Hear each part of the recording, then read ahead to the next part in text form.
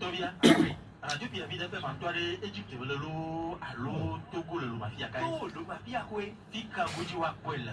Le bati kuma. Le son moi possible le kita GTA. Le son la ko.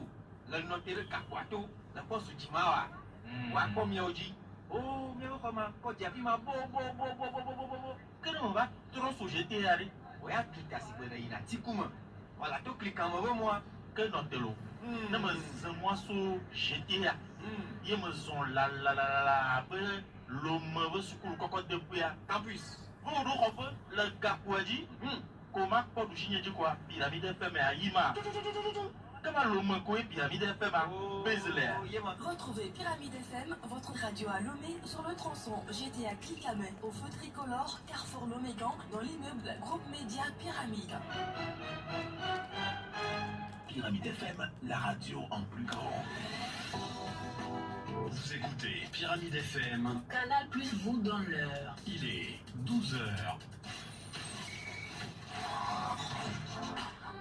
Le week-end, c'est toujours chaud sur Pyramide FM. Sport en direct, DJ en live et invité politique. 105.5 FM. C'est ici que ça se passe. Des 12 de Pierrot Atubé sur 105.5. Dimanche 30 juillet 2023, bonjour et bienvenue au D12. Le continent africain achève une semaine marquée par un nouveau coup d'État. C'est le Niger qui a décidé de renouer avec un passé peu glorieux de ses hommes et femmes engagés dans l'armée. Ce sont les hommes de cette armée qui ont décidé de mettre fin au processus démocratique cité en exemple ces dernières années en Afrique de l'Ouest, puisque le pouvoir est devenu un très grand enjeu géostratégique. Ceux qui le conservent, ceux qui aspirent à y accéder, les acteurs politiques, les partenaires occidentaux et les hommes en uniforme se livrent donc à un véritable poker menteur qui sont véritablement pour la démocratie et la stabilité du continent. Plusieurs grandes institutions affichent comme de tradition leur ferme soutien au processus démocratique nigérien et donc africain. Ces soutiens rappellent dans le même temps que dans certaines des grandes capitales du monde, on pense toujours que l'Afrique n'est pas mûre pour la démocratie. Comme par hasard, les nouvelles frictions au Niger coïncident avec le sommet Russie-Afrique à Saint-Pétersbourg. Aux côtés du dirigeant russe Vladimir Poutine, connu pour ses rapports à la démocratie, de nombreux présidents et ministres africains, sur le modèle des sommets France-Afrique, États-Unis-Afrique, Japon-Afrique, la liste est longue. Les Russes se mêlent à leur tour au rude combat que les Occidentaux se livrent sur le continent. Certains observateurs se demandent si ce ne sont pas ces combats-là qui ont fait naître la nouvelle guerre civile au Soudan. Depuis quelques mois, les hommes en armes s'entretuent dans tout le Soudan et les diplomates peinent à raisonner les belligérants. Autour des diplomates du Togo d'apporter leur expertise, Lomé vient en effet d'accueillir un premier round de discussion entre les frères soudanais. Notre pays va-t-il pouvoir réussir là où de grandes puissances ont échoué? L'impossible n'est pas togolais, dit-on, qui vivra verra, comme les associations de défense des droits de l'homme qui ont vu et rappelé ces jours les condamnations successives du Togo par la Cour de justice de la communauté CEDEAO pour les atteintes aux droits de l'homme. 3 organisations de la société civile appellent à sanctionner les tortionnaires. Ces appels seront-ils entendus?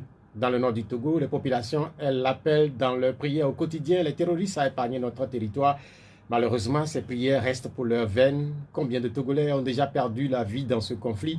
Combien de vies et de biens sont brisés à jamais? Ces questions appellent d'autres interrogations, surtout en plein processus électoral. Comment la CENI et le ministère de l'administration territoriale vont-ils s'y prendre pour organiser les prochaines législatives régionales dans des régions en proie de l'insécurité? L'insécurité, cette fois sur les routes du Togo, a coûté la vie à 282 personnes au premier semestre de l'année, contre 347 à la même époque l'année passée. Un bon recul, mais toujours insuffisant. Notre invité est de la DMP, la dynamique pour la majorité du peuple. C'est la première fois que nous l'accueillons avec sa nouvelle famille. Gérard Adia répondra aux questions dans 45 minutes, au 96 50 34 37, et puis 70 43 09 70. Gérard Adia, bonjour. Bonjour à M. Pierrot Atubé, bonjour à vos auditrices et à vos auditeurs. Comment vous allez? Bon dimanche à tous. Je vais très bien, par la grâce de Dieu. Et votre dimanche, comment il se passe?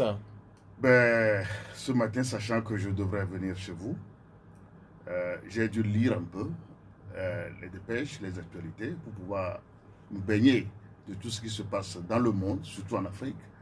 Et puis également, c'est vrai, c'est le dimanche, il faut prier.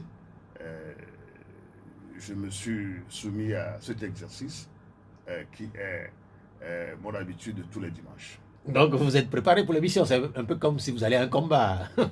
Je sais que l'émission D12 de M. Piro Atioube, c'est une émission de très grande écoute. Et donc, ce sont des sujets de très haut niveau qui s'y discutent. Donc, il faut nécessairement avoir les informations nécessaires avant de s'y prêter. Nous espérons tout simplement que votre préparation vous portera chance. Nous allons commencer par... Ce n'est pas une compétition. Pour parler de toute façon, nous répondrons à des questions que vous nous poserez. Donc, la dernière fois que vous êtes venu ici, vous étiez à la DMK, je rappelle, parce que vous étiez au MPDD et depuis quelques mois, vous êtes devenu DMP. Et comment est-ce que ça se passe, l'adaptation? Parce que quand on passe d'une famille à une autre, comment ça se passe? En fait, ça n'a pas été difficile, le passage, puisque nous travaillons ensemble au niveau de la DMK, la dynamique pour la dynamique Monseigneur Podjro, qui défendait la victoire de 2020 et qui aussi faisait tout pour que tout ce qu'on a pu capitaliser pendant tout ce temps puisse être mis à la disposition du peuple togolais pour que le pays avance, que les citoyens avancent et que nous trouvions des solutions politiques pour notre pays. Donc, dans cette dynamique-là, nous avions pensé que l'échéance qui arrive, nous puissions mettre à profit tout le capital qu'on a pu préserver jusque-là. Et donc, nous avions décidé au niveau de la DMK d'aborder ces compétitions électorales. Mais malheureusement, Monseigneur Podjro n'avait pas accepté que son nom puisse être encore associé à ces prochaines compétitions électorales. Il nous l'a dit. Et puis nous nous sommes dit, c'est pas la peine de vouloir le contrarier. Et tout simplement, nous avons décidé de nous trouver une autre appellation. Et donc, nous avons donc créé la DMP le 10 avril 2023 pour pouvoir aborder les questions électorales sans frustrer notre patriarche, tout simplement. Et donc, étant déjà imbibé de toutes ces démarches, de tous ces environnements dont on est familier, je crois que le passage a été aussi facilement fait, sans trop de bruit, même si ça m'a coûté mon appartenance à mon parti qui est le MPDD. J'ai été exclu tout simplement parce que le parti MPDD ne voulait pas entendre parler des élections. Et donc, voilà un peu comment le passage a été fait. En fait, est-ce que ça vous a marqué personnellement? Bon, c'est tout à fait normal que si vous avez travaillé dans une famille avec qui vous êtes, vous avez des amis, des gens qui vous aiment, des gens qui peuvent aussi vous combattre, etc. Et si brusquement vous devez les quitter, ça fait toujours un peu du pincement au cœur. Mais l'essentiel n'est pas là-bas. L'essentiel, qu'est-ce que le peuple veut? Nous voulons travailler pour qu'il y ait une résurgence du peuple togolais, parce que là, le peuple est dans la confusion totale. Il faut trouver des alternatives. Donc aujourd'hui, nous pensons qu'au niveau de la DMP, nous créons une alternative pour que le pouvoir revienne au peuple. Pourquoi? Parce que le système RPT qui s'est transformé, ou bien qui s'est muté en système uni, a fait en sorte que le propre système a embrigadé les auteurs de ce système. Je ne sais pas, je vais m'expliquer mieux. Le système a emprisonné ses propres acteurs au point où tout ce qu'ils font aujourd'hui ne vont plus dans l'intérêt du peuple togolais. Même les premiers responsables doivent se dire qu'ils sont fatigués. Beaucoup d'acteurs qui ont cru à ce système à un moment donné sont aussi fatigués aujourd'hui. Et l'avancement du pays pose problème à nous tous. Or, les gens qui sont dans ce système sont devenus prisonniers du système au point où il faut d'autres forces pour venir les délivrer eux-mêmes.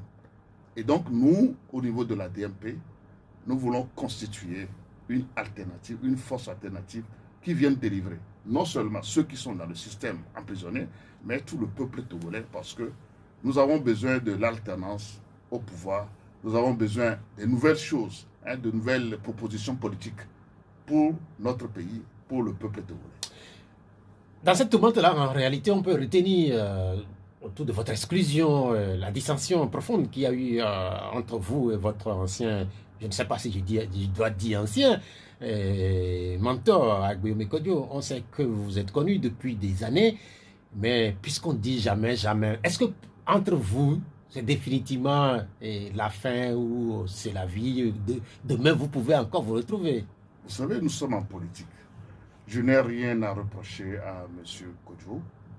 Et si lui aussi, il est dans son état normal, je ne crois pas qu'il trouverait des choses à me reprocher. Dans toute action politique, il peut arriver qu'il y ait des divergences de vues. C'est ce qui est arrivé. Malheureusement, on n'a pas pu discuter à fond pour se trouver la meilleure voie à suivre par l'ensemble. Et la décision de mon exclusion a été arrivée de façon un peu... brutale?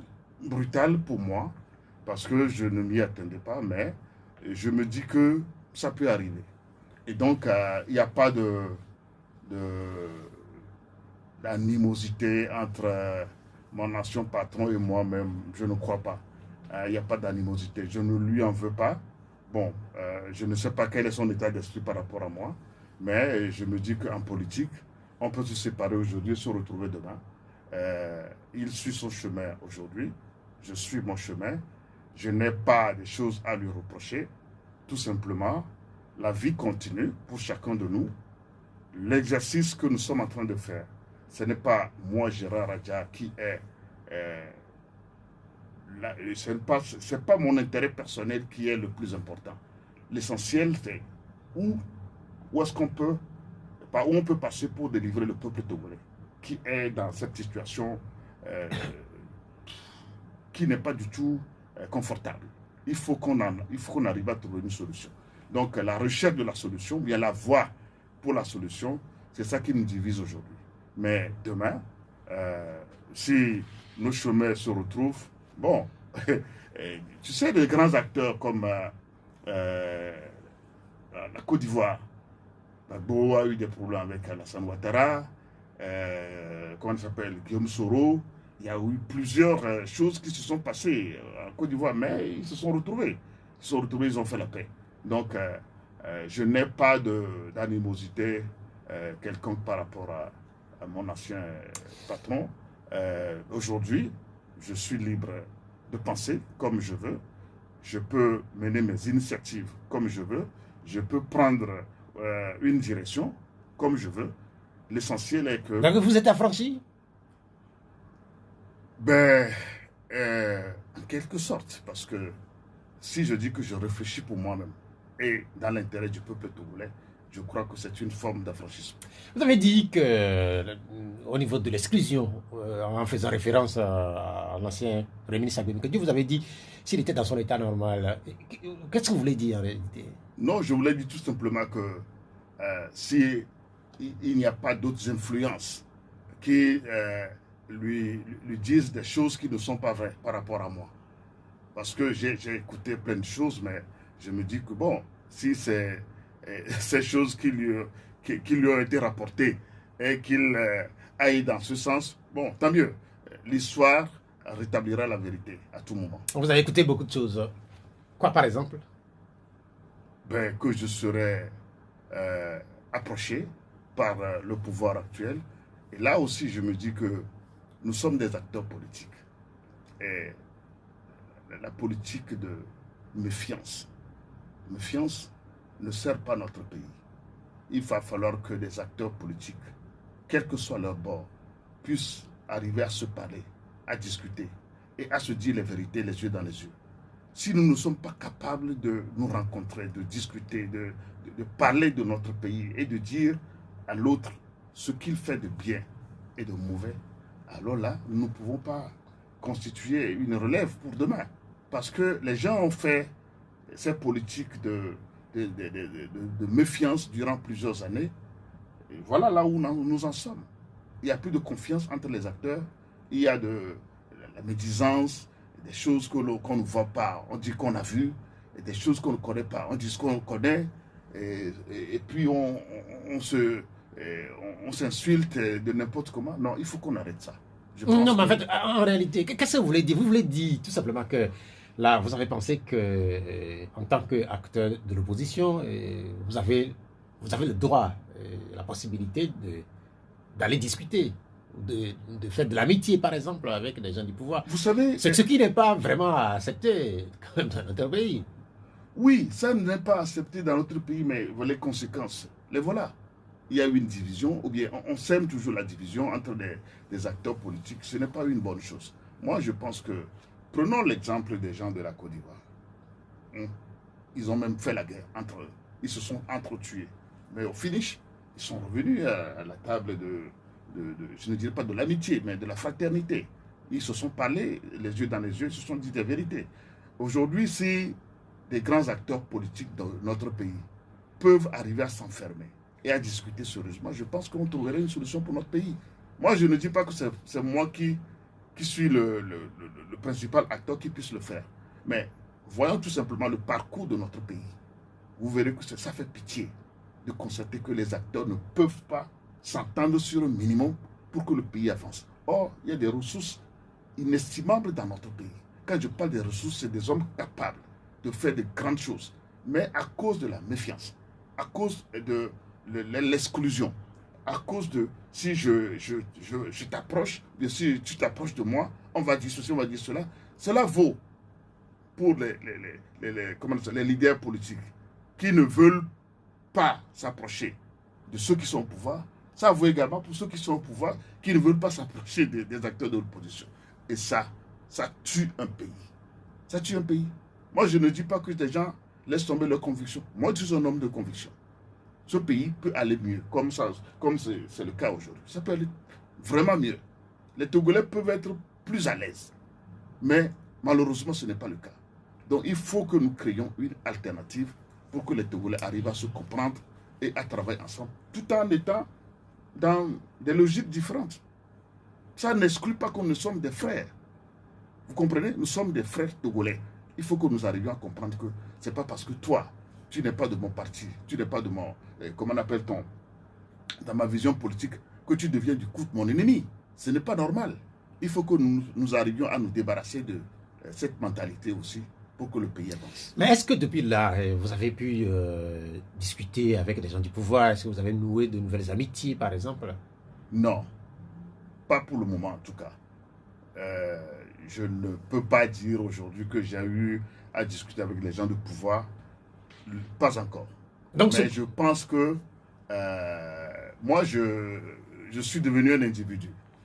Ok? Un individu, je n'ai pas une formation politique aujourd'hui. Donc, à quel titre je peux discuter avec les gens du pouvoir? Je n'ai pas une organisation qui me permet de le faire. Justement, votre posture, vous êtes devenu un électron libre après avoir été exclu de la vice-présidence du MPDD. Vous êtes devenu secrétaire exécutif de la DMP.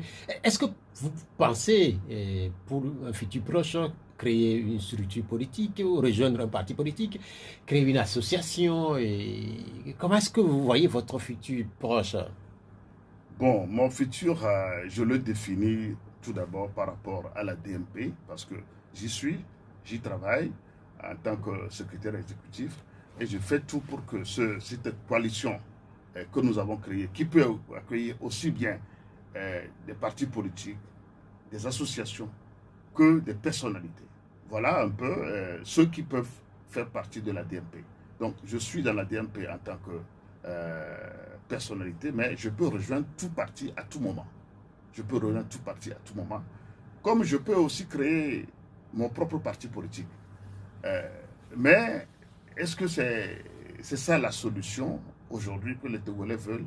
Je m'interroge. Mais je sais qu'il y a un besoin. Le besoin, c'est que les Togolais ont besoin d'une alternative qui puisse les délivrer. Et je réfléchis à ça. Qu'est-ce qu'il faut faire par rapport à toutes ces forces politiques qui existent dans le pays, qui apparemment n'arrivent pas à apporter la solution? Il faut réfléchir à proposer une solution pour les Togolais. Et donc cette réflexion, je crois que je la poursuis. Je la poursuis personnellement. Je discute avec d'autres personnes pour savoir qu'est-ce qu'ils pensent d'une force alternative qui puisse conduire le Togo à sortir de cette morosité. Vous savez, je suis un consultant en management et dans la gouvernance d'entreprise, mais également dans la gouvernance politique. Je conseille des gens pour comment procéder à des changements. Et donc, pour opérer un changement, il y a 3 manières de le faire. Il y a la manière brutale. C'est ce qui se passe au Niger actuellement. Parce qu'ils veulent un changement, ils sont venus avec la force pour imposer le changement. Ça peut se passer dans tout pays, même dans les entreprises. Le principal, comment appelle-t-on, dirigeant peut être sauté parce que sa vision ne répond plus au contexte actuel. Donc on peut le dégager. Mais ça peut venir également autrement. Ça, c'est la première hypothèse, le changement brutal. Et ceux qui ont la force peuvent provoquer ça. C'est le cas du Niger. Mais également, on peut, du fond du système, chercher à provoquer le changement de l'intérieur du système. Et comment on procède? Il faut changer tout simplement de vision et faire adhérer le maximum de gens à cette vision et conduire un processus de changement. Là, il faut que le leader qui veut conduire ce changement-là soit prêt à faire accepter cette vision-là, que nous allons opérer un changement. Et je crois que c'est ce que M. Agbeyomi Kodjo et Daoukou Péré avaient tenté de faire en 2002 en proposant des changements au sein du RPT. C'est cette méthode qu'ils ont voulu implémenter. Mais malheureusement, ils n'ont pas été compris. Et donc, ça les a coûté ce que nous connaissons. Donc, ce changement-là, on peut l'opérer de l'intérieur pour que les anciens dirigeants puissent changer leur mentalité, puissent changer leur façon de faire et conduire l'ensemble du truc-là à de meilleurs résultats. Mais on peut également trouver une autre solution. C'est que des gens de l'extérieur qui voient que ceux qui sont dans le système n'arrivent plus à s'en sortir, proposent une autre alternative. Et donc, c'est toute ces réflexions, je les fais. Et je discute avec beaucoup d'autres personnes. Et je sais que les temps à venir nous diront davantage. Vous avez dit tantôt que vous pouvez créer un parti politique et qu'actuellement vous êtes là. Peut-être que si vous êtes un acteur sportif, vous devez savoir que nous sommes dans la période de mercato, notamment dans les grands pays. Là, en tant qu'acteur libre, et vous pouvez rejoindre un grand parti politique. Je ne sais pas si ça va être le parti au pouvoir, si ça va être l'ANC, ça va être le FD, je ne sais pas lequel. Mais si on vous demandait de choisir, vous choisirez quel parti? Non, vous savez, atterrirez où? Non, actuellement, je suis dans la DMP. En tant qu'un acteur politique, je ne dirais pas incontournable. Parce que je fais tout ce que je dois faire pour que cette coalition politique puisse se renforcer et aille gagner les prochaines élections. Je travaille dans ce contexte.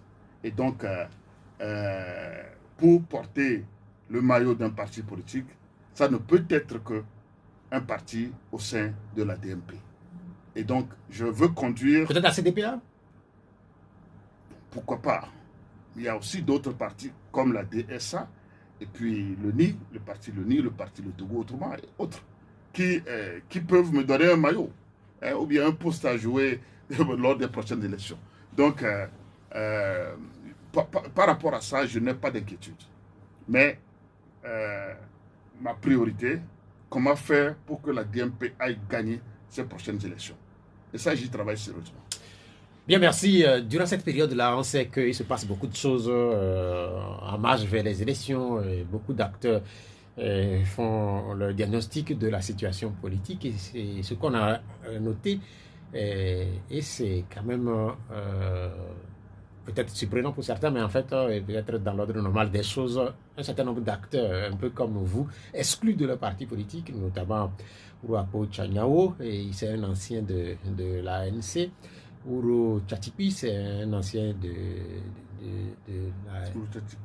PNP. De PNP. Ouais. Et puis Jean Kissi, dont on ne connaît pas véritablement la situation actuelle, puisqu'il est de la branche contestataire au niveau du cas.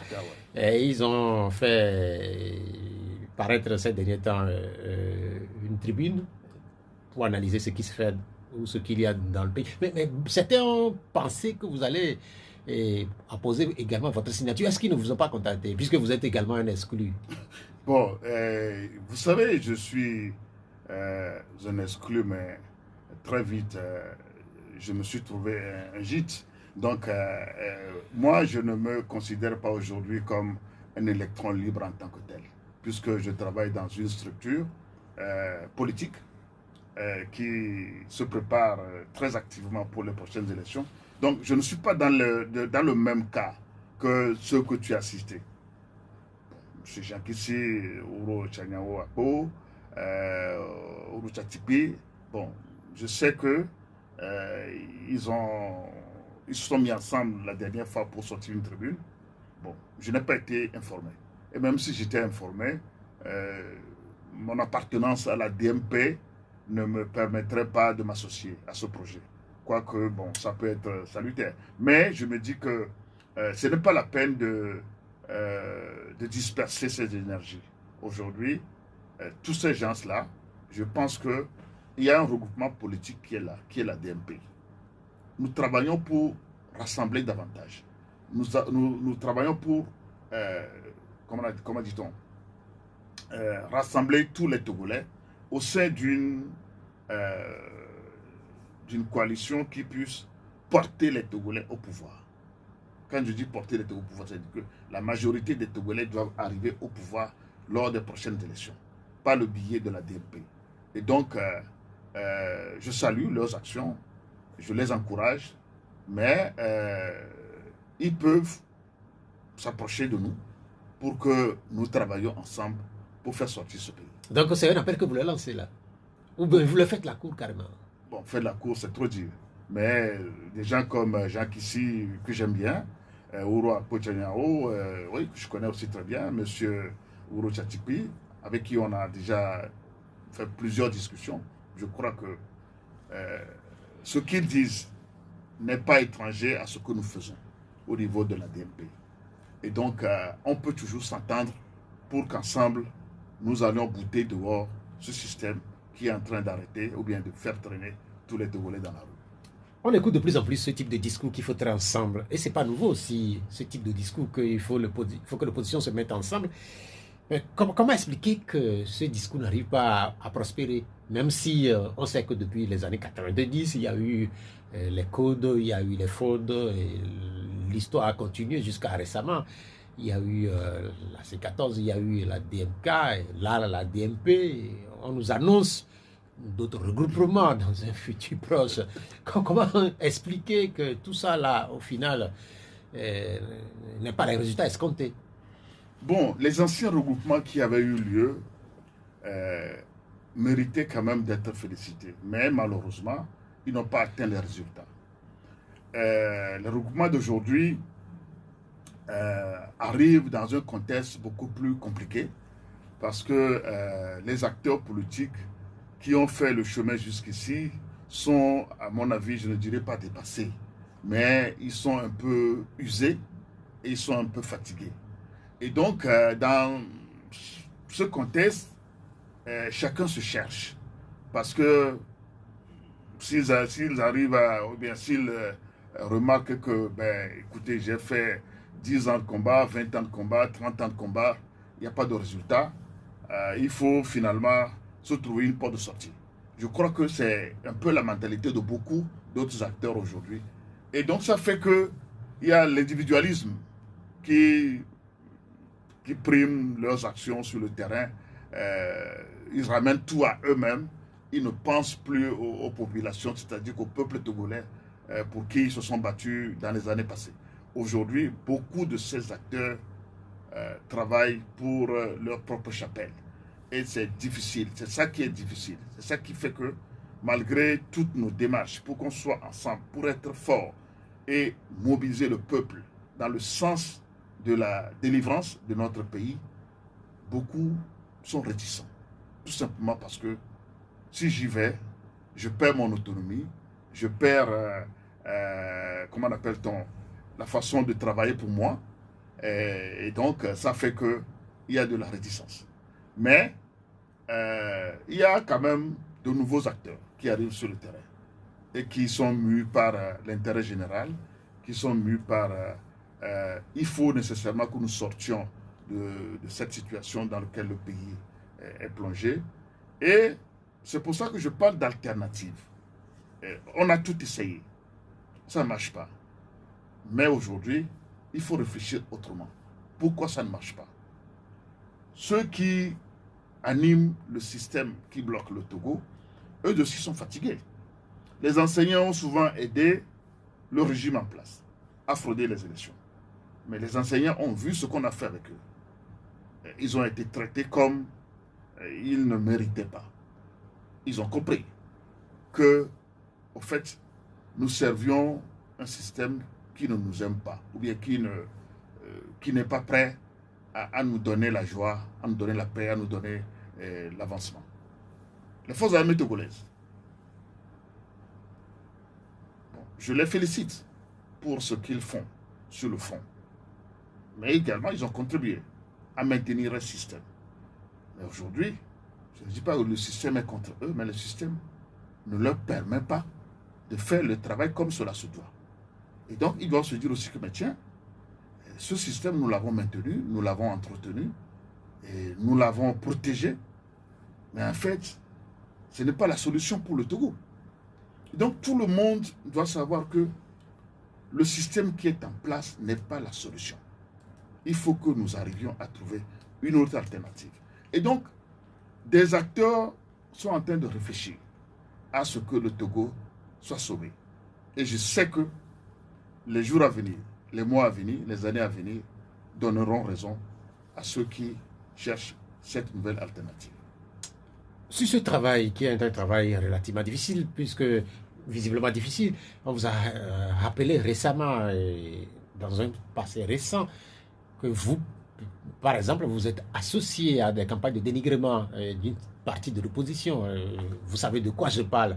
Est-ce que ce n'est pas des situations qui vont faire ce que visiblement, toutes les initiatives que vous serez amenés à prendre demain pour que l'opposition soit ensemble, que ces initiatives-là tombent à l'eau? Vous savez, moi, Gérard Adja, je n'ai jamais dénigré un acteur politique, de quelque bord que ce soit. Si j'ai des flèches à tirer, je les tire souvent sur ceux qui font qu'on appelle de la corruption. Hein? Ça, je combats la corruption. Ceux qui gouvernent mal, je tire de temps en temps sur les mauvaises décisions. Vous savez, aujourd'hui, la décentralisation que le pouvoir a eu le courage d'enclencher, c'est une très bonne chose. Mais malheureusement, ce processus ne fonctionne pas comme cela se doit. Et la majorité des maires, qui sont tous de partis unir, se rendent compte aujourd'hui que, mais en fait, ça ne marche pas. Et la façon dont nous aurions aimé travailler, ce n'est pas de cette façon que nous travaillons. Et donc, il y a beaucoup d'amertume à ce niveau. Bon, qui a finalement raison? C'est-à-dire que j'ai démontré très tôt que le fait que l'ANADEM, on donne beaucoup d'argent à l'ANADEM pour aller fonctionner au niveau des mairies, que c'était une mauvaise chose. J'ai dénoncé très tôt. J'ai également dit que l'ANASA, bon, on peut la transformer en une structure qui dispose des matériels pour aider les communes, pour leurs travaux publics, etc. Bon, la NASAP est aujourd'hui comme une structure qui s'occupe de l'assainissement, etc.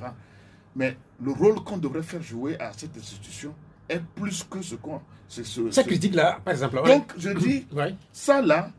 Vous avez l'habitude de le faire.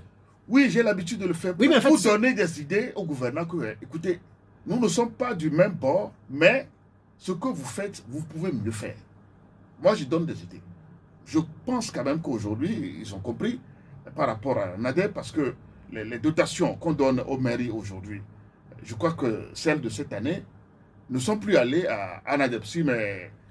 La NADEP et la NASAP, tout ça là vont rester. La NADEP et la NASAP. Mais vous êtes porteur d'une nouvelle idée, celle de faire ce que l'opposition soit beaucoup plus ensemble. Justement, je vais y revenir. Donc, si je dis tout ça, c'est pour dire que je ne dénigre pas. La DMK n'a pas eu à dénigrer. Parce qu'il y a beaucoup de gens qui sont des, comment appelle-t-on, ce ne sont pas des éléments inscrits sur une liste de la DMK qui, ce sont des, je ne dirais pas des auditeurs libres, mais c'est des gens qui sont proches de la DMK qui attaquent. Vous êtes conscient quand même qu'il y a un souci. Oui, je sais qu'il y a un souci à ce niveau. Il y a eu beaucoup de... mais comment est-ce que vous comptez résoudre justement ces soucis-là? Non, il faut que les acteurs politiques disent que, en fait, on m'a insulté. On a dit des choses pas bien sur moi, mais ce n'est pas moi qui suis le truc essentiel. C'est pas moi, c'est pas ma personnalité. C'est le peuple togolais. Est-ce que l'insulte qu'on t'a fait, est-ce que c'est plus important que le peuple togolais que nous cherchons à délivrer? Il faut que tout le monde se dise que, mais écoutez, on m'a insulté, mais bon, moi aussi on m'a insulté. On m'a beaucoup insulté. Mais ce qu'on disait même de moi, ce n'était pas la vérité. Mais j'écoute, je dis, ben, écoutez, si c'est ça qui peut permettre à la personne de se soulager, pourquoi pas? Vous pensez qu'il faut tourner la page donc? Il faut tourner la page. Ok? J'invite tous les acteurs politiques à tourner la page pour que nous travaillions dans l'intérêt du peuple togolais. Travaillons dans l'intérêt du peuple togolais. Et ceux qui se disent que, bon, nous, c'est nous, oui, c'est bien, mais il faut que le peuple soit mis devant. Voilà. Nous allons revenir sur l'actualité nationale dans un instant, puisque vous vous préparez ardemment au niveau de la DMP à aller aux prochaines élections.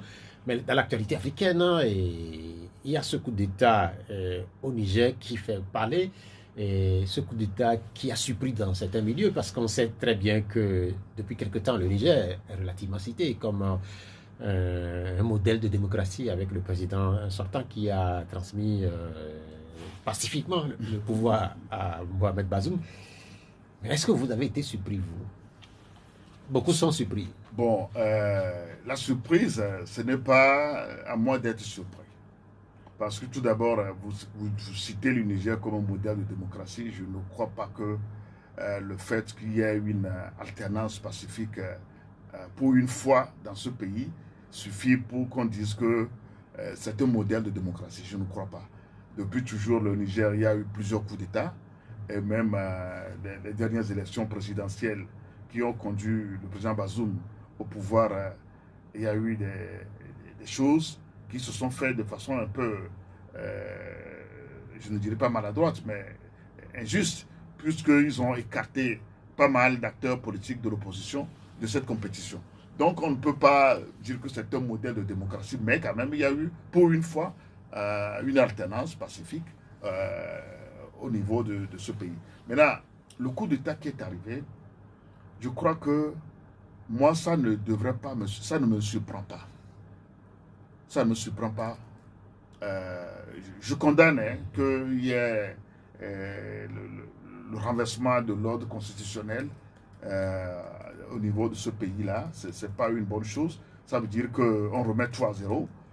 Mais il y a des coups d'État salutaires, des fois. Vous comprenez? Le Niger, malheureusement, a accepté d'abriter des bases de djihadistes. Ce qui, nous les Africains, nous n'acceptons pas. Nous les Africains, je suis très africain. Je ne peux pas accepter que les gens qui viennent tuer nos populations qu'un pays accepte de les abriter. Parce que ce qui se passe au Niger, ce qui se passe au Mali, ce qui se passe au Burkina, et ce qui se passe à nos frontières également, au nord, bon, il y a un débat là-dessus. Ou bien ça peut se discuter à ce niveau. Ce n'est pas normal que ce soit des gens, ou bien un pays d'Afrique qui abrite les gens qui viennent déstabiliser d'autres pays. Ce n'est pas normal. Donc, ce qui s'est passé pour que le Niger accepte d'abriter ces gens-là, je crois que c'est une faute, hein, si on peut la qualifier ainsi, et il faut s'attendre à ce que ce qui est arrivé là arrive. Il faut s'attendre parce que nous tous, nous combattons les djihadistes. Ces mouvements des gens terroristes qui déstabilisent les États, il faut nécessairement trouver leur poche et puis les anéantir. Donc le Niger s'est permis d'accueillir ces gens sur son territoire. Non, mais en fait, avec l'appui de certaines puissances occidentales, ce qui n'est pas du tout une bonne chose. Oui, mais en fait, est-ce que c'est documenté ce que vous dites là? Dans les premières déclarations des nouveaux dirigeants du Niger, je crois que vous aussi vous avez lu, puisque ce sont leurs déclarations en disant que les bases des djihadistes se trouvent, des poches de djihadistes se trouvent, d'importants postes de djihadistes se trouvent sur leur territoire. Et c'est ça qui déstabilise les autres pays. Donc ça justifie un coup d'État. Mais pourquoi pas? Parce qu'on ne peut pas accepter que un dirigeant puisse accepter des terroristes sur son territoire pour déstabiliser d'autres pays. Alors nous sommes tous des frères africains. On sait très bien que l'Afrique est engagée depuis quelques années, quelques décennies maintenant, dans un processus démocratique et qui n'accepte pas le coup d'État, puisqu'on sait très bien que les coups d'État sont contraires à tous les principes démocratiques. Là, vous trouvez des argumentaires ou des raisons à ceux qui ont pris le pouvoir. Cela peut vouloir dire que demain, on peut assister à de mêmes situations, des mêmes interventions. Vous savez, un peu partout en Afrique, ce que beaucoup condamnent aujourd'hui. Oui, moi-même je condamne le coup d'État.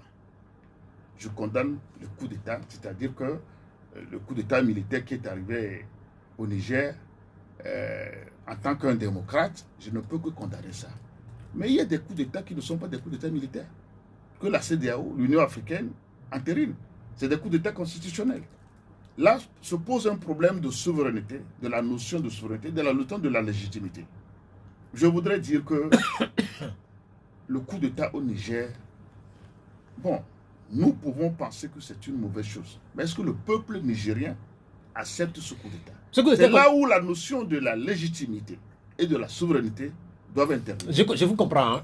Aujourd'hui, ce coup d'État est condamné par les grandes puissances, les organisations régionales, les Nations Unies. Comment est-ce que vous comprenez leur Oui, je comprends. Le coup d'État est condamné par les Nations Unies, les grandes puissances occidentales, l'Union africaine, la CEDEAO. Mais est-ce que le coup d'État est condamné par le peuple nigérien?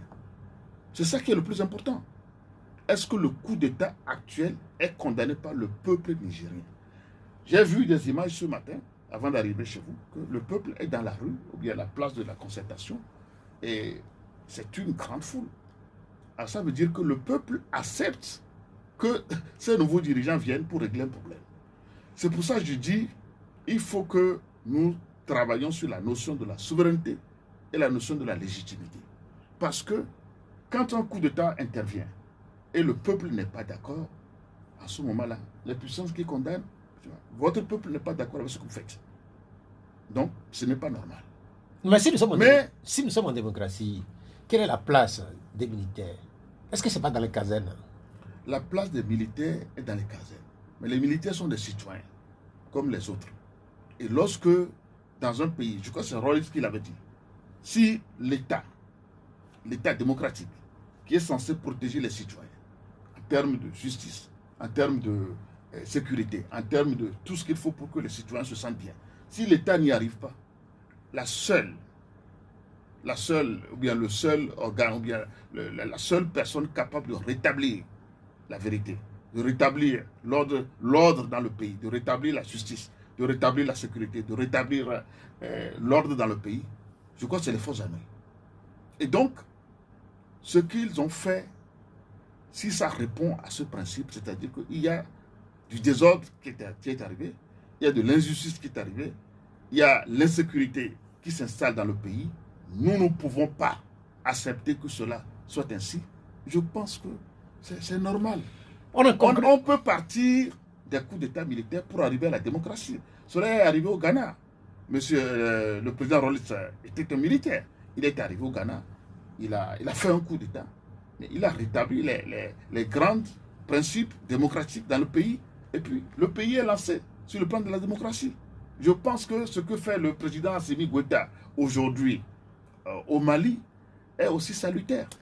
Sans oublier le jeune président burkinabé. Dans un instant, les auditeurs vont poser des questions. Mais avant que les auditeurs vous posent leurs questions, oui.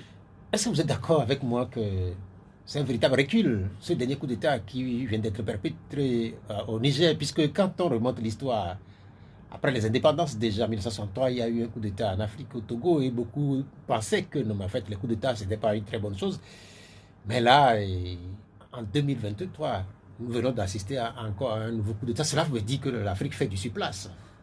Bon, vous parlez de recul, oui, ça peut être perçu comme un recul. Mais si ce recul peut permettre un véritable nouveau départ, parce qu'il y a beaucoup de scientifiques, beaucoup de chercheurs qui témoignent que l'Afrique noire est mal partie.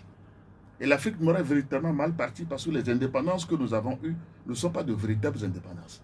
Ce sont des indépendances voilées et ce sont des puissances étrangères qui ont colonisé l'Afrique, qui sont encore derrière ces indépendances en pillant nos ressources. Et les Africains sont arrivés à un point où les Africains ne peuvent pas profiter de leurs richesses et c'est d'autres personnes qui profitent des richesses africaines. Si l'indépendance que nous avons obtenue, la démocratie que nous cherchons à instaurer, ne permettent pas à ce que les citoyens africains puissent profiter de leurs ressources que Dieu leur a données et que quelqu'un vient pour rétablir ces choses, je ne crois pas qu'on puisse parler de recul. Vous voyez? Je ne crois pas qu'on puisse parler de recul parce que on dit chez nous, et nous, on va soi, mieux finir. Non, c'est noté pour vous, Gérard. Je sais quand même qu'en Afrique, dans les milieux politiques, beaucoup de gens condamnent ce qui vient de se passer au Niger. Nous allons voir la réaction des auditeurs dans un instant, puisque c'est le moment de participer à l'émission sur 96 50 34 37 et puis 70. On me dit 70 43 09 70. 70, sur ce seul numéro alors. 70 43 09 70. Si vous voulez participer à l'émission, c'est sur le seul numéro 70 43 09 70. Il y a d'autres auditeurs également qui laissent leurs commentaires sur les réseaux sociaux. Nous partagerons certains de ces commentaires dans un instant. Allô, bonjour. Allô? Allô? L'auditeur qui est en ligne, est-ce qu'on peut l'avoir? En attendant d'avoir cet auditeur, il y a ce commentaire de Kofi Sichope Soko. Il dit: dommage que tu n'as pas invité ceux qui gouvernent le pays pour qu'on leur pose la question comment ils gèrent le patrimoine commun. Je comprends le sens de la question. Il y a un autre qui m'a écrit inbox et qui dit mais finalement le D12 ne reçoit que les acteurs de l'opposition qui ne comprennent pas. Je comprends. Et nous allons encore nous démerder pour voir dans quelle mesure nous allons réussir à faire venir dans nos studios les gens du gouvernement ou les gens qui sont au pouvoir, notamment du parti politique uni. Est-ce qu'on peut avoir cet auditeur? J'ai l'impression que notre ami le technicien il se démène. Sur cette première réaction-là, est-ce que vous avez un mot? Ce que je viens de dire. Je pense qu'il vous appartient à vous d'expliquer aux auditeurs que vous faites beaucoup d'efforts pour faire venir les gens du parti au pouvoir, mais que c'est eux qui n'acceptent pas de se prêter au jeu du débat que nous sommes en train de faire, parce que peut-être qu'ils n'auront pas des arguments pour justifier ce qu'ils sont en train de faire. Parce que, presque en 8 ans de pouvoir, normalement, ils devraient avoir des communicateurs qui puissent expliquer ce qu'ils sont en train de faire. Mais pour expliquer, il faut avoir des arguments. Alors, s'ils acceptent, ou bien s'ils n'acceptent pas de venir, c'est tout simplement parce qu'ils n'ont pas d'argument. Et donc, le peuple doit pouvoir comprendre que ce que les gens font et qu'ils n'arrivent pas à expliquer, que c'est mauvais. Bien, merci. En attendant, j'ai l'impression que mon technicien a quelques soucis avec les machines. Nous allons continuer cette émission, Gérard Adja. Nous parlions du Niger. On a quand même eu un certain nombre de surprises dans les réactions qui ont suivi ce coup d'État, par exemple du côté de la France, qui dit visiblement que tout n'est pas totalement terminé. On a même noté un conseil de défense extraordinaire convoqué par l'Élysée. Comment est-ce qu'on peut comprendre tout ça, ces types de réactions? Vous savez, bon, le plus grand perdant dans cette affaire de coup d'État au Niger risque d'être la France, le plus gros perdant. Et c'est pour ça que la France se démerde pour que ce qui arrive là ne puisse pas aboutir. Or, je crois que c'est une erreur qu'elle est en train de faire.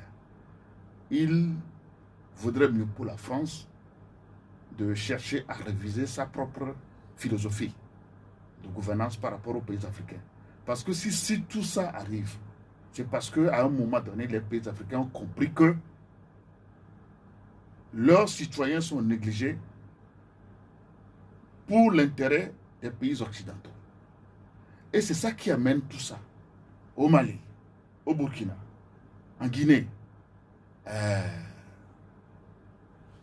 Les gens parlent de sentiments anti-français. Pourquoi? C'est parce que l'histoire nous fait savoir que toutes les richesses du pays profitent aux Occidentaux, alors que les citoyens eux-mêmes peinent à vivre convenablement. Et donc, toute la réaction de la France, moi je pense qu'elle ferait mieux de s'assagir, c'est-à-dire que de revenir à la sagesse. Et les institutions africaines comme l'Union africaine, la CEDEAO, qui aussi, j'ai appris que la CEDEAO actuellement est en session extraordinaire pour le cas du Niger, et dans un communiqué, je crois que c'est le numéro 10, les nouvelles autorités nigériennes ont dit que l'Union africaine ou la CEDEAO s'apprête à envoyer des forces d'agression du Niger. C'est le terme qu'ils ont utilisé, qui veulent venir agresser le Niger. Et je pense que le terme peut être juste. Parce que de quoi se mêle la CEDEAO? Non, mais la CEDEAO, vous savez très bien, mais la CEDEAO... Oui, mais la CEDEAO... Le Niger est un pays de la CEDEAO. N'est que victime de ses propres subitudes. La CEDEAO n'est que... Qu'aurait dû faire la CEDEAO? De ses propres... Qu'aurait dû faire la CEDEAO? La CEDEAO aurait dû se comporter mieux depuis très longtemps. Lorsqu'il y a des coups d'État constitutionnels. Parce que si nous en arrivons là, c'est parce que la CEDEAO a laissé passer les coups d'État constitutionnels. Il y a des choses qui se sont passées dans les pays. La CEDEAO aurait pu s'imposer pour dire non, vous ne pouvez pas vous comporter comme ça parce que les citoyens n'ont pas décidé ça. La CEDEAO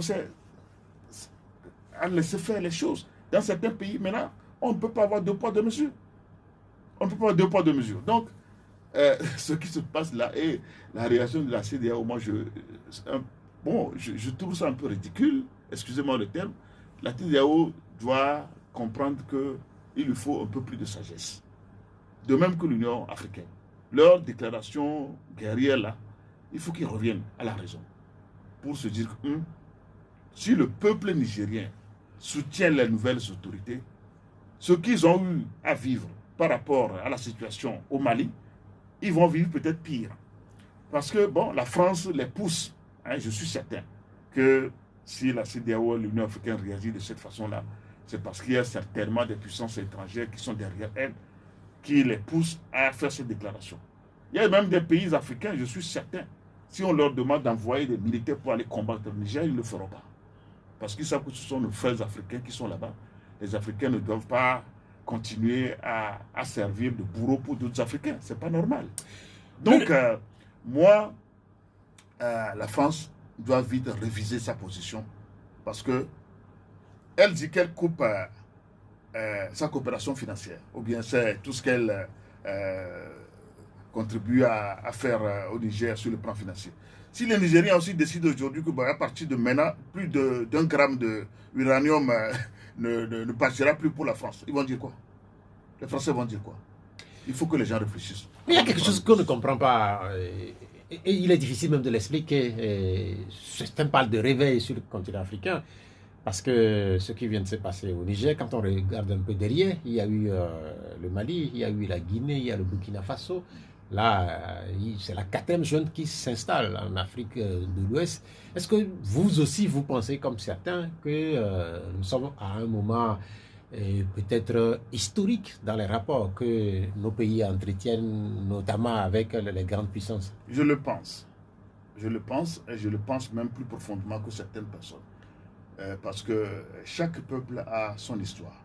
Nous avons connu l'esclavage, nous avons connu la colonisation, nous avons connu l'impérialisme, et le peuple africain a été complètement dépourvu de ses capacités réelles par rapport à tous ces événements.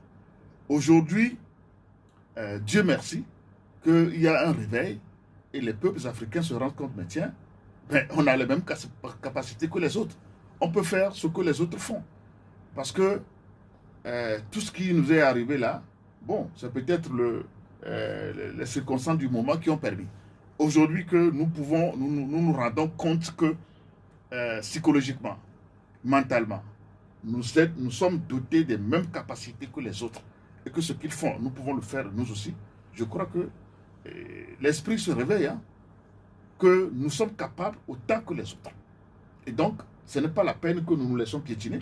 Nous laissons piétiner nos droits, nous nous laissons dominer par les autres. Donc, l'esprit de domination que la France veut toujours avoir par rapport aux pays africains, qu'elle révise ça. Ils ont toujours parlé de coopération. Je pense que c'est le moment de donner un sens véritable à la notion de la coopération. Parce que leur comportement, on a toujours compris que c'est un comportement de dominant. On ne peut plus accepter ces comportements de dominant, mais des comportements de coopération. Je pense que c'est ça qu'il faut adopter aujourd'hui. C'est pour ça que les pays recherchent d'autres partenariats. Hein. Parce que si les gens veulent venir travailler avec nous, mais ont des comportements de dominant, nous n'en voulons plus. Nous voulons des gens avec qui on peut discuter d'égal à égal, gagnant-gagnant, dans l'esprit de coopération. C'est pour ça que le monde même, je pense que là où nous sommes, il y a l'esprit ou bien l'hégémonie de domination, ou bien tout ce qui est arrivé jusqu'à là où c'est une seule puissance qui dit bon, c'est moi qui domine le monde entier. Tout ça est en train de s'éclater. Il y a un monde multipolaire qui est en train de se mettre en place. Il faut que les gens comprennent ça. Ça ne peut pas être réversible. C'est irréversible. Et quand on vous écoute, vous semblez dénoncer beaucoup plus la France, mais il n'y a pas que la France. Dans les réactions, je ne dénonce pas seulement la France, je dénonce les puissances, des anciennes puissances coloniales ou les Occidentaux qui ont l'esprit de domination. Nous, les Africains, nous ne pouvons plus accepter qu'on nous domine. Parce que beaucoup de richesses dans le monde proviennent d'Afrique. Nous ne pouvons pas disposer des meilleures ressources du monde, mais avec la puissance des forces, comment on appelle militaires, qu'on cherche à nous dominer tout le temps. Je crois que ça doit s'arrêter. Il y a eu cette série de coups d'État qui continue. Malheureusement, on a pensé qu'avec ce qui s'est passé au Burkina Faso, ce serait la dernière, mais malheureusement, le Niger s'est ajouté à cette liste-là. Et au niveau des différents pays francophones notamment, quelles sont les leçons qu'on doit commencer par tirer? Parce que quand le coup d'État du Mali était arrivé, beaucoup pensaient que le Mali serait le Mali seul. Et puis après, il y a eu la Guinée, et le Burkina Faso et le Niger. Est-ce que dans les pays francophones notamment, est-ce qu'il y a des leçons à commencer par tirer pour que ces coups d'État-là, on arrive à les endiguer, notamment au niveau des pays sahéliens? Vous savez, ce qui se passe au Niger comporte de grands enjeux. Parce que le Niger constitue le seul pays au niveau du Sahel où les puissances occidentales pensaient s'installer véritablement pour pouvoir coordonner leurs actions. Et si, je dirais, si Dieu aide les Nigériens avec le soutien des autres Africains à s'affranchir des puissances occidentales et à les mettre dehors, comme c'est le cas au Mali et au Burkina, je crois que les puissances étrangères occidentales vont souffrir en Afrique parce que les endroits comme le Mali, le Burkina, le Niger sont très stratégiques pour leurs actions. Peut-être que, bon, aujourd'hui, il y a encore le Tchad qui est encore dans leur bastion. On peut encore comprendre que ils vont pouvoir faire quelque chose à partir du Tchad, mais qui sait? Donc, c'est des choses de grands enjeux économiques. Tout ça là, c'est l'économie qui guide tout ça. Ce n'est pas la force militaire, ce n'est pas ça. C'est l'économie qui guide tout ça. Et malheureusement pour eux, leurs propres turpitudes ont fait que les pays africains commencent par rechercher des partenariats ailleurs. Et ces partenariats-là, que les pays africains cherchent ailleurs, ne vont pas aussi laisser cette proie facile aux pays occidentaux. Je crains tout simplement que tout ça là ne fasse déplacer la guerre de l'Ukraine dans notre sous-région parce qu'il risque d'avoir des affrontements entre des puissances étrangères. La Russie aujourd'hui, à qui certains pays africains font la cour, ne va pas accepter l'hégémonie occidentale, s'installer définitivement en Afrique. Les Occidentaux aussi pensent que s'ils laissent la Russie rentrer, s'installer définitivement en Afrique, ils vont perdre beaucoup de choses. Donc ce sont des guerres d'intérêt. Et ce qui se passe en Ukraine, où il y a une guerre par procuration, ce que la CEDEAO veut faire avec l'Union africaine, risque d'être aussi une guerre par procuration. Bien, merci. Et nous devons éviter cela nous venons de passer 1 heure ensemble et les 15 minutes, sur les 45 minutes consacrées aux auditeurs.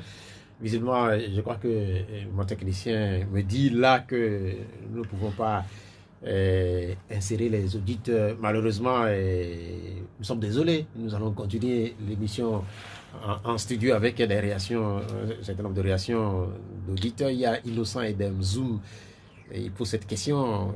Bonsoir. Avez-vous des nouvelles de M. Kodjo? Comment se porte-t-il? Quand il parle de Kodjo, il fait référence à Guémé Kodjo. La question, ce n'est pas à moi, mais c'est à vous. J'avoue que depuis le 10 avril, bien un peu avant, je n'ai plus de ces nouvelles, donc je ne peux pas répondre à l'auditeur comme il voudrait. Bien, merci. On revient à votre parti, en fait, à votre mouvement, la DMP, qui se prépare à organiser à participer aux prochaines élections. Ce dimanche, par exemple, sur votre agenda, vous êtes ici en studio avec nous. Les autres, qu'est-ce qu'ils font? Je suis certain que je devrais normalement être dans ce studio avec d'autres personnes, notamment Mme Adjamabo, la coordinatrice, mais je crois qu'elle est retenue parce que justement, je crois qu'il y a des activités politiques pour lesquelles elle s'est programmée. Elle ne pouvait pas se libérer. C'est de même que le président de Siagnon qui devrait la remplacer pour qu'on soit à deux. Mais lui aussi, il est dans le veau, en train de travailler sur le plan de la mobilisation. Donc nos équipes sont sur le terrain, en train de mobiliser, en train de convaincre les populations. Tout d'abord pour que le moment venu, ils aillent voter, parce que ce n'est pas évident. Les gens peuvent disposer des cartes, mais ne pas aller voter. Donc c'est un travail qu'il faut faire pour que les gens puissent accepter d'aller voter. Le reste, bon, voter pour qui, ça aussi c'est une autre manche. Il y a également tout un dispositif que nous sommes en train de mettre en place pour préparer les prochaines élections. Nous sommes une coalition, donc il faut pouvoir dégager des candidatures pour affronter les autres formations qui vont se positionner. Et donc ce travail-là aussi, il y a des commissions qui s'en chargent. Donc nous sommes en pleine activité politique. Moi-même, je fais du travail de sensibilisation sur le terrain, de mobilisation sur le terrain. Mes équipes sont un peu partout, qui travaillent. Et donc, au niveau de la DMP aujourd'hui, nous sommes engagés pleinement dans le combat pour aller décrocher la majorité au Parlement. Non, mais quand vous dites vous personnellement, votre équipe est en train de travailler sur le terrain, cela suppose que j'ai devant moi là un futur candidat pour les prochaines élections. C'est très probable. C'est probable, hein? Très, Dans le Grand Lomé. absolument. Pour ces élections-là, vous avez dit que vous avez mis en place plusieurs structures pour qu'au final, vous ayez la majorité. Est-ce que ce n'est pas un peu prétentieux? Pourquoi ça serait prétentieux? Non, mais c'est une question que moi je pose. Non, puisque Quand déjà... on sait que dans l'histoire politique de notre pays, à part les législatives de 1994, les résultats ont été toujours largement en faveur du parti au pouvoir. Vous savez, ce qui s'est passé en 1994 peut encore se passer maintenant. Parce que de 1994 jusqu'à ce jour, il s'est passé beaucoup de choses. Je disais tantôt que le peuple togolais, à un moment donné, croyait que les nouvelles autorités qui sont arrivées par la force des choses en 2005 pourraient faire quelque chose de nouveau par rapport au système RPT qui existait avant. Les gens avaient cru à ces nouvelles autorités. Mais au fil du temps, on se rend compte que c'est un système qui s'est plutôt métamorphosé et devenu peut-être pire que ce qui existait avant. Et la crise sociale que nous connaissons aujourd'hui est sans précédent, dans tous les domaines d'ailleurs. Et en plus de la crise sociale, s'ajoute la crise morale. Il n'y a plus de morale. Vous êtes dans les administrations, des choses terribles qui se passent. Dans les marchés, dans la rue, partout ailleurs. Notre société est en train d'être détruite moralement.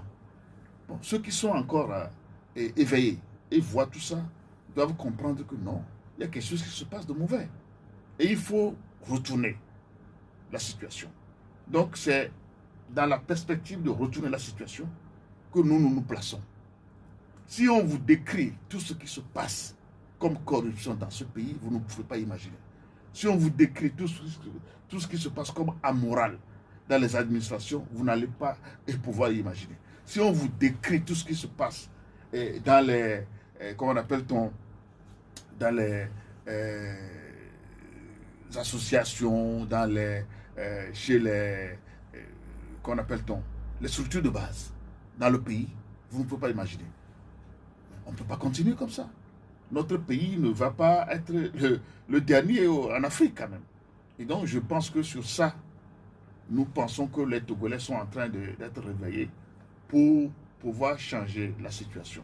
C'est d'ailleurs ce qui a motivé la grande majorité la dernière fois lors du recensement. La CENI n'a pas voulu communiquer pour permettre aux gens de sortir nombreux, mais elle a été surprise quand les partis d'opposition dans leur ensemble ont appelé les populations à se lever et aller se recenser massivement. Ça a pris, cette communication des partis d'opposition, notamment la DMP et puis les autres, ça a pris et les gens sont allés massivement se faire recenser. Donc c'est un signe que nous pouvons gagner cette élection. Nous pouvons gagner et nous allons travailler pour la gagner. La gagner seule, la DMP, sans éventuellement entrer en coalition avec les formations de l'opposition? La DMP peut toujours accepter que d'autres forces politiques se joignent à nous pour que nous allions prendre la majorité. Nous ne sommes pas fermés, nous sommes ouverts par rapport à toute discussion. Mais nous avons déjà fait beaucoup d'efforts pour que les gens se joignent à nous, mais nous ne voyons pas les fruits de tous ces efforts. Ça ne nous décourage pas pour autant. Nous continuerons à parler avec chacun et lorsque nous serons sur le terrain, au moment des candidatures, lorsque nous verrons que telle autre personne peut mieux faire que nous, s'il faut apporter un soutien, on le fera.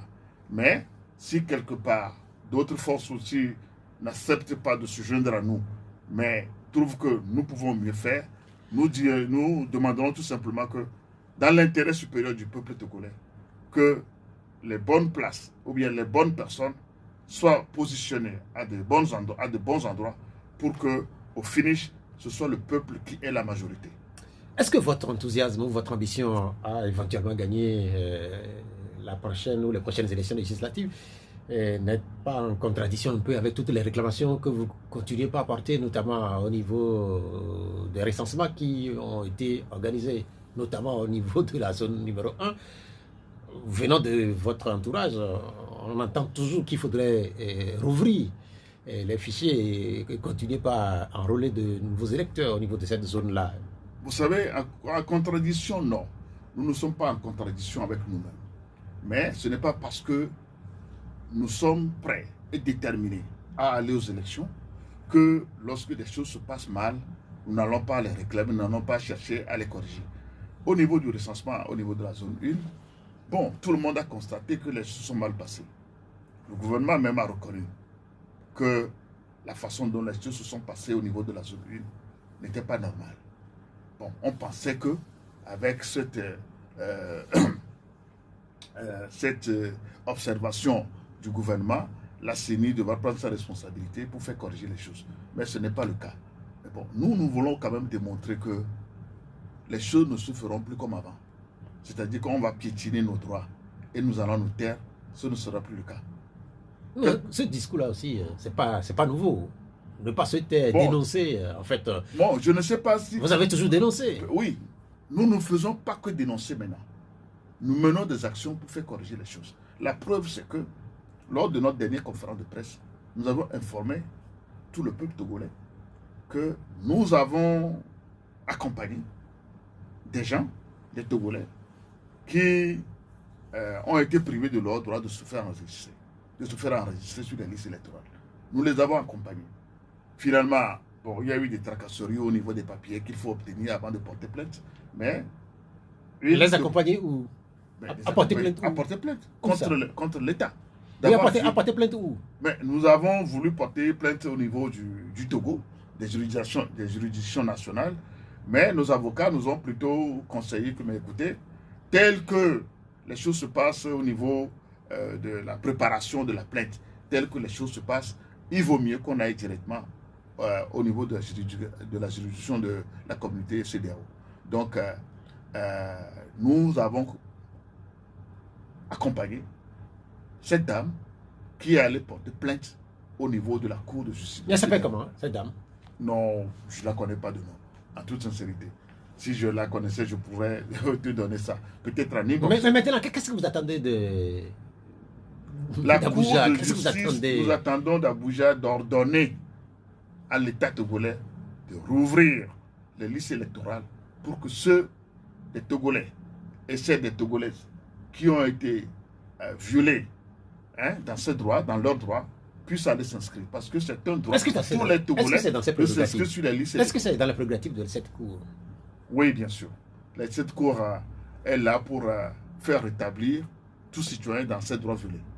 Donc nous considérons que le fait que l'État, ou bien la CENI, a refusé à certaines personnes de se faire enregistrer sur la liste électorale, c'est une violation de leurs droits. La CEDEAO, je crois qu'elle est qualifiée pour pouvoir juger de cette affaire et ordonner à l'État togolais de rétablir les droits des citoyens. Vous attendez les résultats pour quand? C'est deux procédures qui sont engagées. Tout d'abord, nos avocats ont demandé à ce que ce soit une procédure d'urgence. Donc, nous attendons la réponse cette semaine. Maintenant, lorsque la Cour se prononce en disant que oui, nous sommes d'accord pour faire une procédure d'urgence, là, c'est une bataille gagnée. La deuxième bataille, c'est aller se prononcer sur le fond pour dire que ce qui s'est passé est effectivement du droit violé pour cette dame et pour tous les autres Togolais qui sont dans le cas. Et donc, l'État n'a qu'à réparer la violation de ces droits. Donc c'est ça qui vous donne la certitude que bientôt, si le Togo est éventuellement condamné, que de nouvelles dispositions seront prises pour que d'autres Togolais soient inscrits sur les listes électorales au niveau de la zone numéro 1. Nous ne pensons pas que ça doit être trop difficile pour la CENI de reprendre ça. Nous ne pensons pas, nous ne voyons pas en quoi c'est difficile. Mais si ce n'est pas difficile, pourquoi est-ce que la CENI ne le fait pas? La CENI ne le fait pas tout simplement pour des raisons politiques. Parce que l'engouement avec lequel les populations se sont levées pour aller s'inscrire les a d'abord surpris et les a secoués sérieusement. Ah, mais tiens, si les gens se lèvent comme ça pour aller s'inscrire parce qu'ils ont fait des prévisions, nous avons appris qu'ils ont fait eux-mêmes des prévisions sur des chiffres qu'ils pouvaient atteindre. Et en 2 temps de mouvement, les chiffres ont été atteints largement. Et donc, ils se sont dit, mais tiens, si leurs prévisions ont été dépassées de cette façon-là, ça veut dire qu'il y a un certain engouement et ça ne les arrange pas. Donc, le pouvoir en place, c'est quand les populations ne s'intéressent pas à la chose publique qu'ils sont contents. Et ils font tout pour décourager les gens pour aller voter. Et nous autres, nous encourageons les gens pour que chacun se dise que mais, mon vote compte. Si les gens refusent d'aller voter, ça les arrange. Mais si les gens se mobilisent pour aller voter, ça leur fait peur. Donc, le travail que nous faisons aujourd'hui, c'est de dire à tout le monde que c'est votre droit, votre devoir d'aller voter. Et si vous n'allez pas voter, c'est que vous êtes en train de cautionner la dictature qui vous brime, qui vous fait du mal, qui fait que vous n'arrivez pas à manger 3 fois par jour, la dictature qui fait que vos enfants ne peuvent pas aller correctement à l'école, vous ne pouvez pas circuler librement, il n'y a pas de sécurité, etc. Cette dictature-là, si vous voulez la faire partie, il y a aussi le chemin qui est le chemin des élections. Il faut aller voter massivement contre eux pour leur donner un carton rouge. Durant ce processus électoral, il y a quand même un certain nombre de questions aussi qui font jour, notamment comment est-ce qu'on ferait pour organiser les élections dans la zone septentrionale de notre pays. Est-ce que c'est des questions que vous abordez au sein de votre mouvement, par exemple? On sait que le fronton nord du Togo est souvent attaqué par des terroristes. Comment faire pour organiser les élections dans cette zone-là? Oui, nous avons rencontré déjà une fois la CENI, les responsables de la CENI, à leur plus haut niveau. Et nous avons évoqué la question que nous ne savons pas comment, tout d'abord, le recensement peut se faire dans cette zone où il y a des attaques régulièrement. Ils nous ont rassuré que le ministre de la Sécurité leur a promis qu'il prendrait des dispositions pour que les recensements soient faits, même pour les gens qui se sont déplacés, là, ou bien les gens qui ont été obligés d'être déplacés. Et les zones où la pénétration est difficile ou bien n'est pas conseillée et que des dispositions seraient prises pour que le recensement puisse se faire. Donc nous avons appris ça de la CENI. Aujourd'hui, il se fait qu'il faut aller organiser des élections dans cette zone. Nous avons posé également cette question dans nos revendications. Nous voulons discuter avec le pouvoir pour savoir comment on va s'y prendre pour que les élections législatives ou régionales qui doivent s'organiser puissent être organisées à ce niveau-là aussi. Donc ça fait partie de nos préoccupations. Tout comme d'autres préoccupations qui sont par exemple le découpage électoral. Nous insistons là-dessus parce qu'on ne peut pas avoir des députés à certains niveaux avec 10 000 voix et ailleurs avec 70 000 voix. C'est faire 2 poids 2 mesures. Certains députés coûtent 10 000 voix, d'autres députés coûtent 70 000 voix. Ce n'est pas normal. Nous souhaiterions que toutes ces choses puissent être corrigées avant qu'on aille aux élections prochainement. Et puis également, nous insistons beaucoup pour que Lomé, Grand Lomé par exemple, avant c'est les 2 préfectures, Aguenivé et Lomé, et Golfe plutôt, qui constituaient le Grand Lomé. Il n'y avait pas avant la préfecture d'Aguenivé. Aujourd'hui que Aguenivé a une préfecture, bon, on ne peut pas composer les listes de Golfe et de Aguenivé au même endroit. Il faut que les 2 préfectures soient dissociées et que même si on peut appeler Grand Lomé, il faut que Aguenivé puisse avoir sa liste et Golfe puisse également avoir sa liste. C'est important pour nous autres. La question du découpage électoral est une vieille question, on sait, mais si éventuellement cette question n'est pas réglée avant la tenue du scrutin, quelle va être votre attitude? Est-ce que vous resterez dans le processus? Vous sortirez du processus? Que feriez-vous? Je crois que des gens cherchent à ce que la DMP sorte du processus. Des gens cherchent ça, les gens souhaitent vraiment, et les gens même prient pour ça.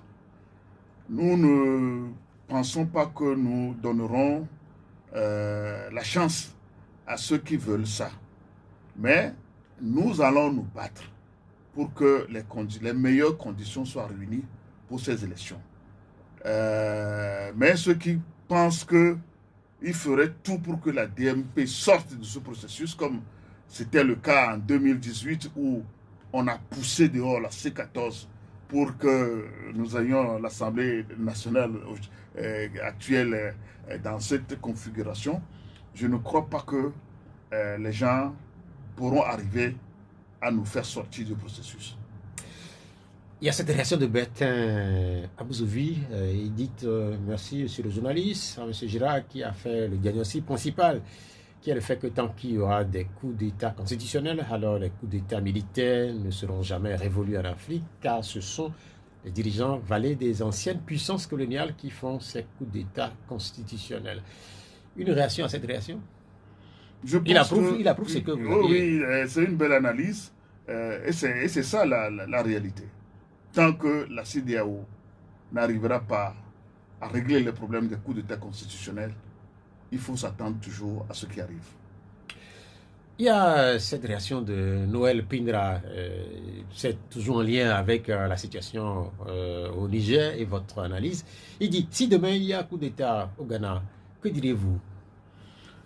Si demain il y a un coup d'État au Ghana, ce qui est à mon avis très improbable, hein, c'est vraiment très improbable, mais je crains aussi pour mon pays qui est le Ghana aussi, parce que l'actuel dirigeant a eu une tendance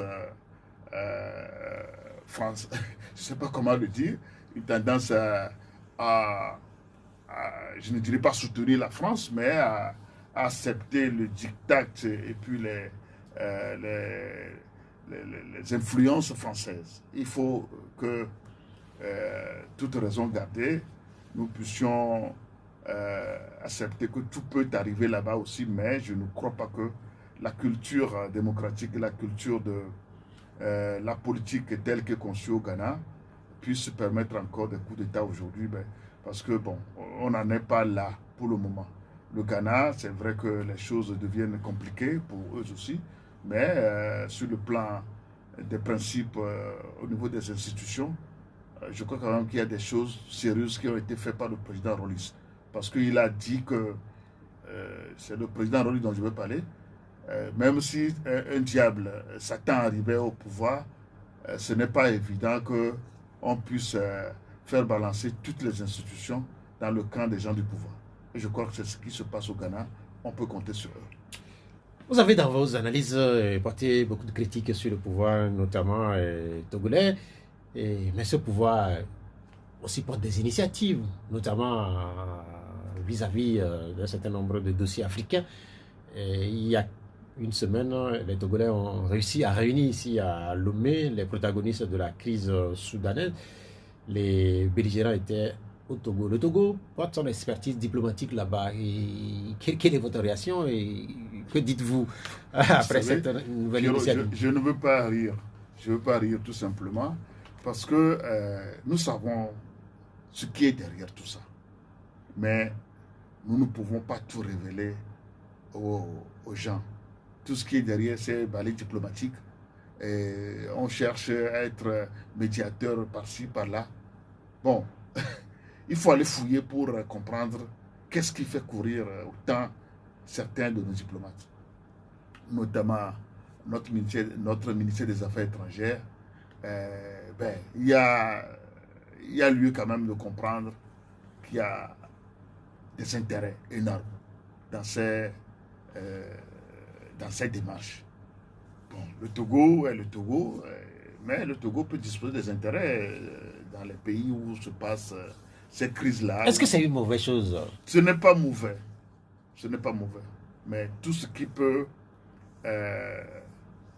contribuer à faire avancer notre pays, on peut soutenir. Mais quand je dis notre pays, c'est le peuple togolais avant tout. Parce que des intérêts personnels pour lesquels certains se battent, ce n'est pas dans l'intérêt des Togolais. Vous comprenez? Donc, ces actions diplomatiques, on peut encore accepter de les soutenir. Si à l'intérieur de notre pays, si à l'intérieur, nous faisons les mêmes efforts pour pouvoir concilier les Togolais, parce que, bon, qu'est-ce qui prouve? Ah oui, qu'est-ce qui pousse Fouzainfo Nassingbe à aller chercher à réconcilier les frères soudanais s'il n'est pas capable de réconcilier sa propre famille, ses propres populations togolaises. Nous sommes divisés au Togo. Nous sommes divisés au Togo. Personne ne peut le nier. Et les populations ou les peuples togolais ne suivent plus nos dirigeants. Mais ce qui se passe au Soudan, c'est différent de ce qui se passe au Togo. Si vous dites que... Mais comment on en est arrivé là? Si vous dites que nous sommes divisés au Togo, nous ne faisons quand même pas la guerre. Oui, mais nous ne faisons pas la guerre parce que nous n'avons pas l'occasion, tout simplement. Les Togolais ne veulent pas être violents les uns envers les autres, tout simplement. Mais justement, sinon, les gens seraient tentés d'aller prendre c'est deux des choses armes pour différentes venir. alors. C'est deux choses différentes alors. Les Non. Soudanais ont l'occasion de se faire la guerre, donc il faut les aider. Ce sont des Il faut les intérêts- aider à déposer les Ce armes. sont des intérêts étrangers qui font la guerre au Soudan. Il faut comprendre ça. Ce n'est pas les Soudanais qui sont levés contre les Soudanais. Ce sont des intérêts étrangers. C'est toujours les Occidentaux qui veulent se disputer le pétrole qui est là-bas, le pétrole et le gaz, qui se font la guerre à travers les propres frères soudanais. Et donc, si nos pays, ou bien le Togo, veut aller travailler pour réconcilier, c'est certainement aussi, parce que lui aussi, eux aussi, ils ont quelque chose à gagner dedans. Vous voyez un peu? Parce que les Occidentaux, ils passent par tous les moyens pour pouvoir préserver leurs intérêts. Bon, ce qui n'est pas mauvais. Mais il faudrait que nos dirigeants aussi sachent préserver les intérêts des Africains. Et c'est ça, malheureusement, que nous ne voyons pas chez nos dirigeants. On sert les Occidentaux sans pouvoir se servir soi-même. Nous voudrions bien que la diplomatie togolaise puisse faire des efforts chez les autres. Mais Pour servir les Togolais, pour servir les intérêts du Togo. pour servir les intérêts des Togolais. Mais faisons également un effort en interne pour réconcilier les Togolais et faire en sorte que les Togolais puissent se regarder en face et se parler en toute confiance. Ce n'est pas le cas aujourd'hui, c'est ça que je déplore. On va vous écouter sur un dernier sujet. Là, c'est le dernier sommet entre la Russie et l'Afrique. C'est un sommet qui vient de s'achever à Saint-Pétersbourg. Une analyse, un commentaire? Oui, à propos de ce sommet aussi, nous avons appris beaucoup de choses. Que les pays occidentaux ont tout fait pour influencer les pays africains de ne pas aller à ce sommet, de ne pas participer à ce sommet.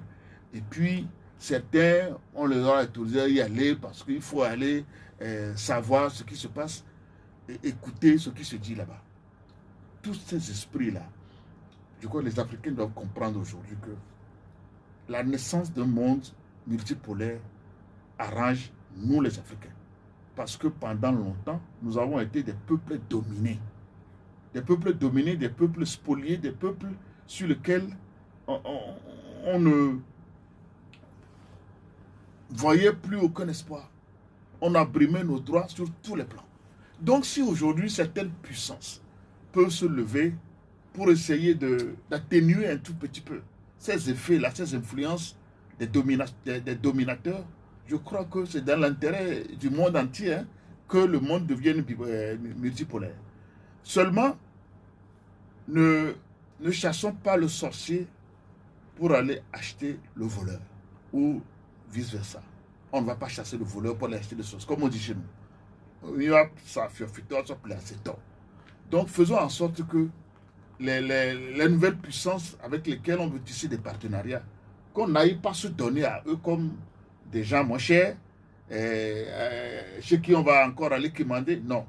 Essayons de faire en sorte que les diplomaties ou bien tout ce qui se fait là profite également en Afrique pour que nos dirigeants tissent des relations de partenariat franches et sincères en termes de coopération et puis en termes de partenariat gagnant-gagnant. Donc c'est tout ce que nous demandons. Donc la naissance d'un monde multipolaire, c'est une bonne chose pour les Africains, mais il faut que nous ayons à l'esprit que c'est l'intérêt des Africains qu'il faut chercher d'abord. Nous devons arrêter toutes ces images que nous voyons, les Africains vont aller se faire tuer dans les mers, etc., les guerres, etc., que les gens nous poussent à faire les uns contre les autres, parce que quand on dit que la CEDEAO va attaquer le Niger, on veut nous pousser à nous tuer. Est-ce que vous y croyez que la CEDEAO va vraiment envoyer Je sais que les Occidentaux vont vouloir pousser la CEDEAO à attaquer le Niger. Mais je sais que la sagesse prévaudra. Parce qu'ils doivent savoir qu'ils ne peuvent pas prendre ce risque. Est-ce que ce n'est pas juste des pressions? Bon, ils ont tenté avec le Mali. Ça n'a pas marché. Avec le Burkina, ils ont été un peu plus souples, croyant que ça va s'arrêter là. Mais malheureusement, c'est le cas du Niger qui vient s'ajouter. Et donc, ils vont vouloir tout faire pour arrêter ça. Donc, ce n'est pas exclu qu'ils poussent leur outrecuidance jusque-là. Mais ça aussi ne marchera pas tout simplement parce que le peuple nigérien est debout derrière leur actuels dirigeants. Et donc, quand un peuple est debout, vous ne pouvez rien faire. Comme on le dit, qui vivra verra. On va finir cette émission. Aujourd'hui, c'est la journée internationale de l'amitié.